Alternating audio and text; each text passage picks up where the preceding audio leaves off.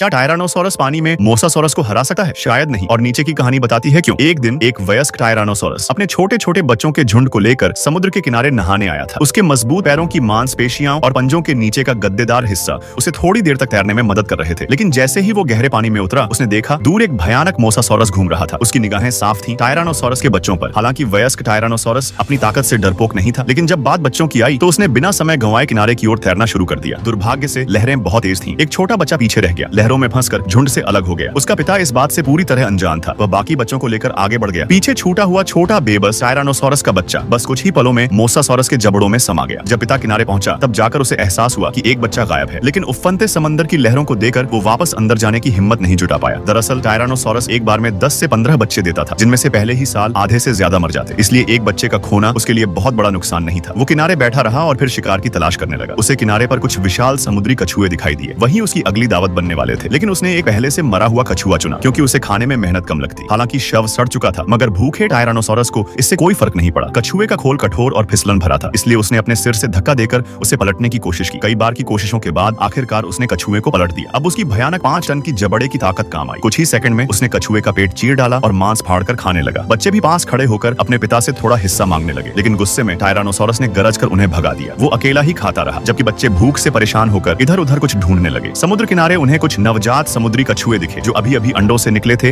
और समुद्र की ओर भाग रहे थे। बच्चों के लिए यह पहली बार का शिकार अभ्यास था। उन्होंने कोशिश की, मगर हिम्मत और ताकत दोनों की कमी थी। लहरें लौट गईं और सारे छोटे कछुए समुद्र में समा गए। भूखे टायरानोसोरस के बच्चे आखिरकार वापस लौटे और इंतजार करने लगे कि पिता शायद कुछ बचा हुआ मांस छोड़ दे, लेकिन पिता अब भी अपना पेट भरने में व्यस्त था। इस तरह उस दिन समंदर के नीचे मोसासोरस ने शिकार किया और किनारे पर टायरानोसोरस ने अपनी भूख मिटाई। और दोनों की दुनिया अलग थी, क्योंकि समंदर मोसासोरस का था और उसमें कोई स्थलीय दानव उसका मुकाबला नहीं कर सकता था।